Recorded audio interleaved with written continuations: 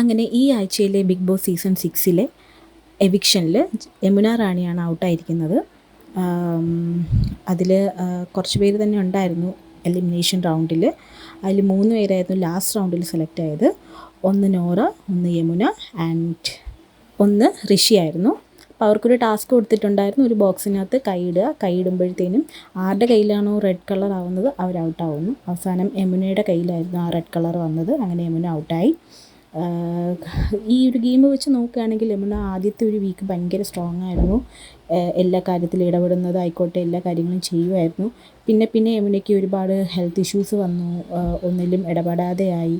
പിന്നെ ഈ കഴിഞ്ഞ ഒരു ആഴ്ചയിൽ വെച്ച് നോക്കുകയാണെങ്കിൽ ഗെയിം ഓവറോൾ ഒന്ന് ലോ ആവുകയും അതുപോലെ തന്നെ ആവശ്യമില്ലാത്ത കാര്യങ്ങൾക്ക് ഞാൻ ആക്റ്റീവ് ആണെന്ന് അറിയിക്കാൻ വേണ്ടിയിട്ടുള്ള ഒരു ഇടപെടൽ ഉണ്ടായിട്ടാണ് തോന്നിയത്.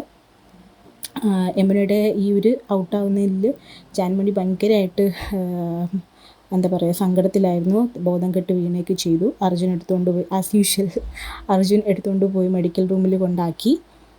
അപ്പം ഈ ഒരു ആഴ്ചയിൽ എലിമിനേഷൻ ആയിരിക്കുന്നത് യമുന റാണിയാണ്.